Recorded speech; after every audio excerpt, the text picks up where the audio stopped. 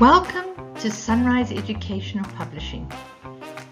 Our vision and our mission at Sunrise Educational Publishing is to empower literacy and learning. We envision a future where every child in Africa is a reader. Our mission is to make learning to read easy and exciting, and to inspire children in Africa and beyond through reading stories relevant to their environment. You can learn more if you click on the link sunriseliteracy.com.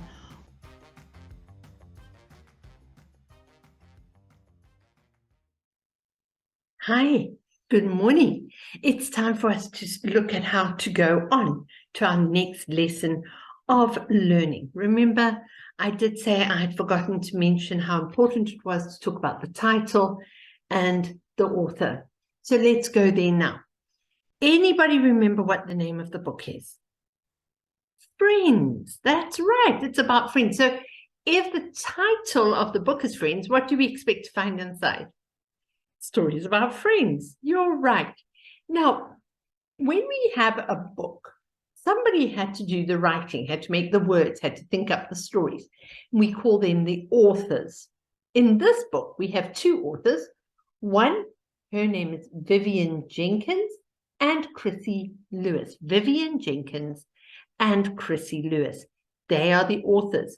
Now, in this book, if we look right in the back, there's very little writing there, telling you all about the people who do the book. And there's people who are the illustrators. Do you know what an illustrator is? The person who draws the pictures and makes the book beautiful. Now, in this particular book, if I read here, it says, the cover was made by a lady called Georgia Demertis, and then other pictures, the main artists, their names are Chantal and Bergen Thorne. And they had some helpers, Natalie and Tamsin Henriksen. Now that means that a lot of people went to a lot of work to make this one very beautiful book. And so that means we have to look after our books. We mustn't use dirty hands when we're using a book. Always wash your hands. And don't drink your drink and eat your food when you're reading a book, because it gets dirty. The other thing about a book is that we should be very careful when we're turning the pages. Turn them gently and fold them back gently. Don't do this, because then they get all wrinkled and tattered on the end. Now, this is quite a small book, and you're only going to be using it for a very short time. So if you look after it nicely, you can pass it to somebody else who will really love it when they're learning to read as well. And that's a special thing about books, is that we can share them. And so on and on. You use that time for learning how to look after books. It's very, very important. If you are a classroom practitioner, you will tell them how they must go in the book bag, and how at home they mustn't stay on the table and mustn't let their brother and sister scribble in it, and that sort of thing. Okay. Let's move on to the title. I wanted to just mention here that I would actually use this Friends as a social studies topic, because then we can talk about the friends we have, things we do to friends, how to be a good friend, how to make friends, because it's the beginning of the school year. You might have new children in the school, or children who really struggle to make friends, and then you can orchestrate that to a certain extent, and that's a good plan. So I would write Friends with big writing up on my notice board in my schoolroom, whether I'm teaching my own child, whether I'm teaching a classroom full of children, or just a small group. And every day I would add something to that. This is my best friend, and then they can draw their friend, or who is the friend of something. Okay, my mummy and daddy are friends. So use the topic friends. It's quite extensive and very good at the beginning of the year. Okay, now yesterday we talked about our word drills. Now I've copied them off onto off the computer. These are all available. All of them are available. in the Sunrise Literacy websites, sunriseliteracy.com, sunriseliteracy.com. There's stacks of stuff available there. And I would suggest that you go on. It will save you a lot of time.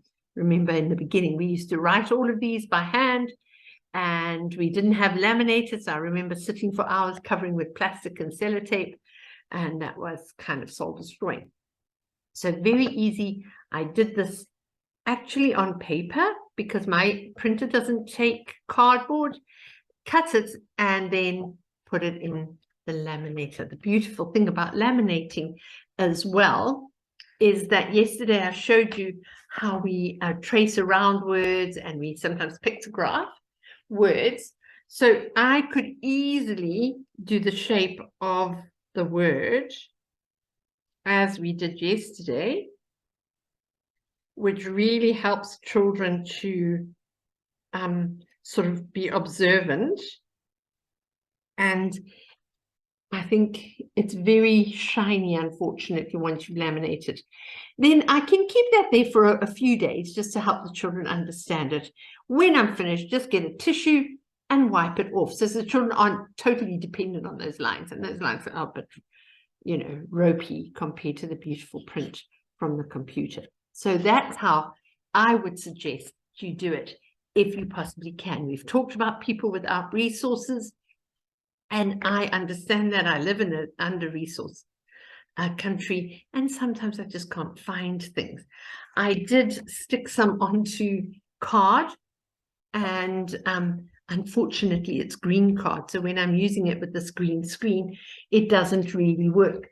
There's also an old cardboard box that you can use. So cereal box, TV box, something you bought new.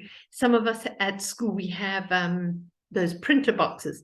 You just cut it and then can make it really strong when you stick it on, and then you have to cut it again, and it makes it really strong. Okay, so I would do that. They are used a lot.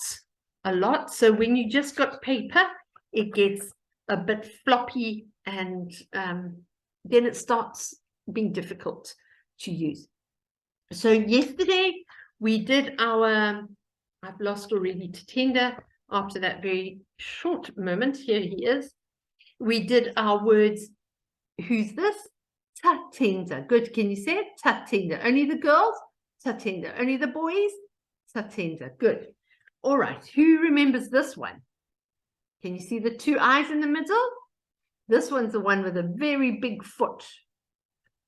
Look. And you do your reminders. So before you start your new work, you do a quick review. That's a teaching principle, isn't it? Go from the known to the unknown, and remind them that look has two looks. It can have a big shoe on the l, or it can be barefoot. In Africa, we often are barefoot because it's very hot, isn't it? But if we're going out to school, we have to put our shoes on because that's an important occasion, or to church, or to a wedding, or something. We would wear shoes. So that's a capital letter we use when it's an important thing. The other thing I really wanted to talk to you about was the incorporation of your phonics. We did discuss this briefly. These books are not about teaching phonics. These are readers. So you need a different phonics scheme. And many of you already have that sorted. Your country might have a phonics scheme that you use if you're in a government school. There are others, many about, or maybe you set it up yourself. You've got a lot of experience and you can do that. Now, I'm not going to mention any. I do have a favorite one, but others have different favorites. So while you're going along, a different lesson will be phonics, because remember, we talked about this book is there's no sight words. We're not going to encourage sight reading at all.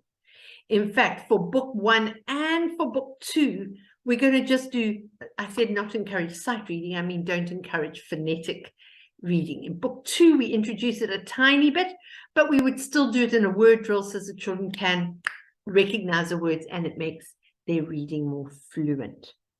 Remember, we're trying to get the children to read and understand. So that would also be why it works to make friends a classroom theme, then it makes sense to them. Oh, friends, friends, it's not just a word, it means something.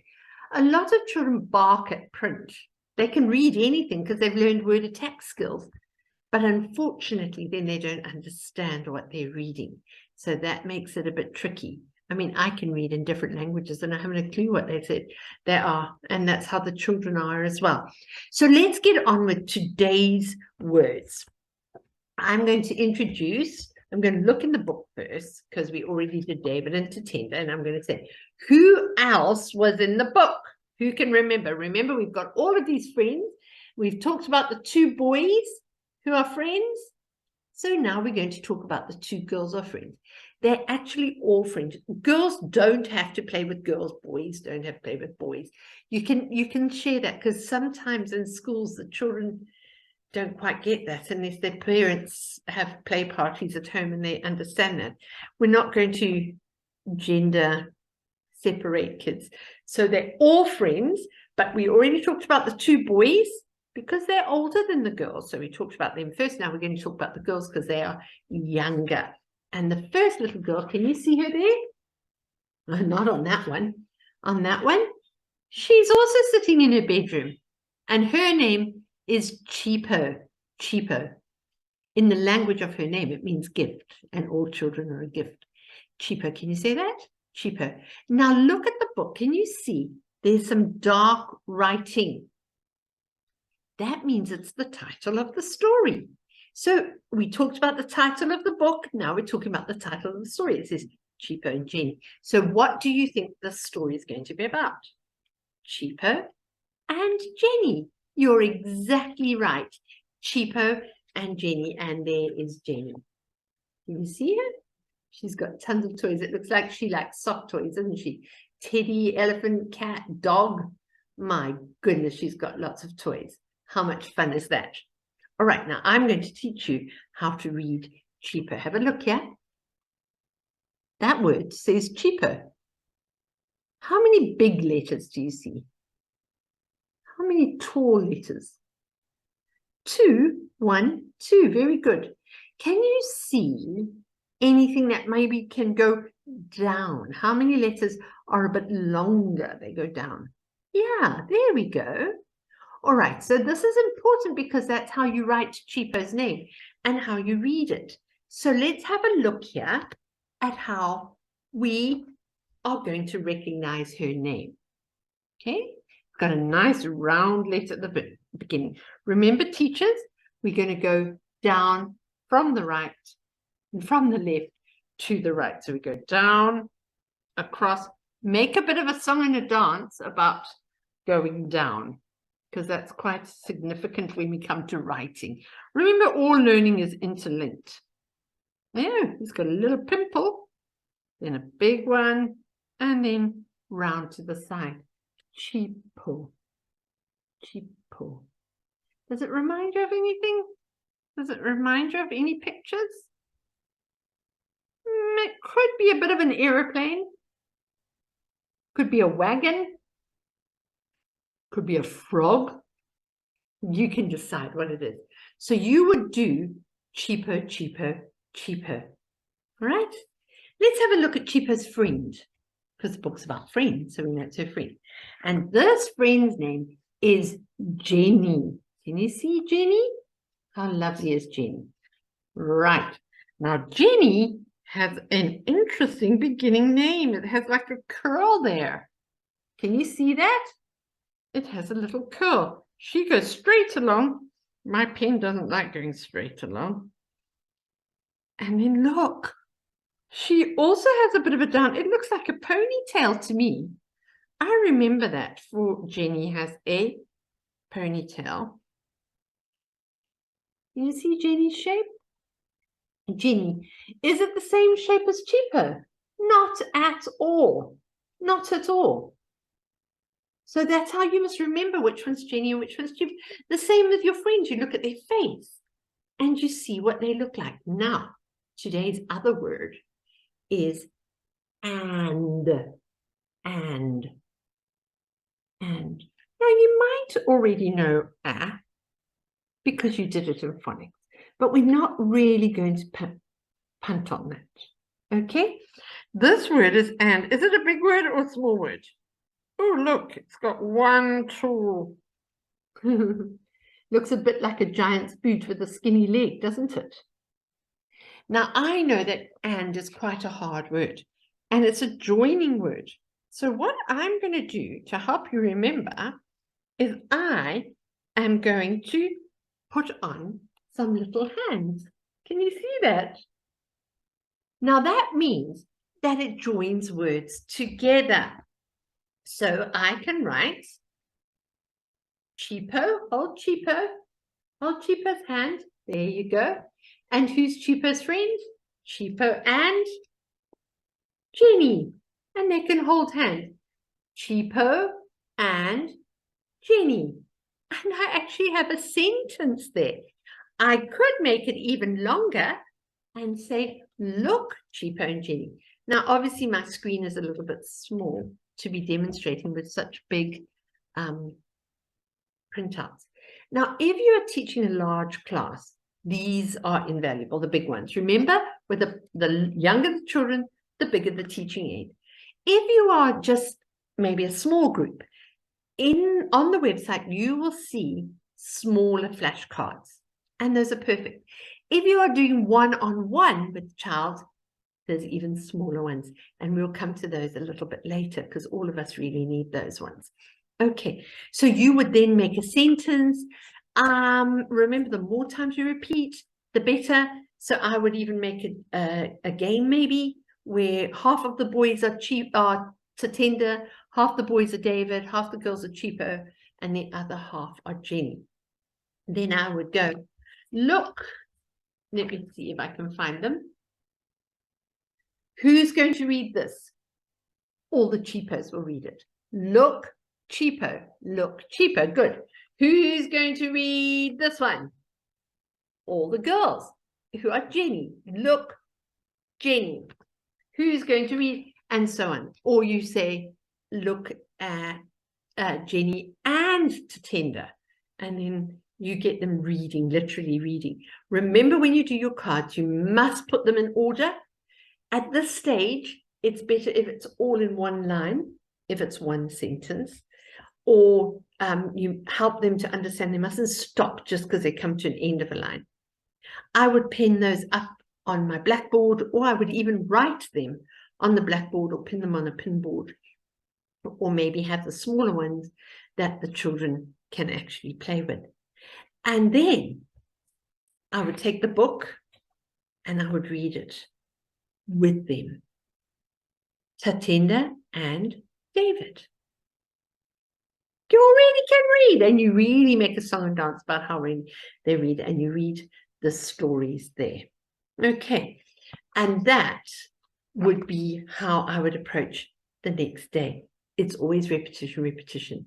Now, an important thing that I wanted to say to you, I would definitely use this for about the first 3 books, this method. Remember, children are learning a lot at this stage, and you don't want them to become too discombobulated. So if you keep to a routine, this is how we do reading. All they have to do is remember the words and remember how to read. They're not like getting curveballs of, what did she say? How am I supposed to do it? What's the next thing? So try and keep it very regular and very routine. Not too creative. That's my fault. I am a very creative teacher. And then I see children going like, I didn't quite understand that. If you are in a first language class, or if you're teaching your own child, then you can shake it up. But if you're in a big group, it's better to keep the routine. Otherwise, you spend too much time explaining and not enough time teaching and helping the children remember. So that's also an important thing.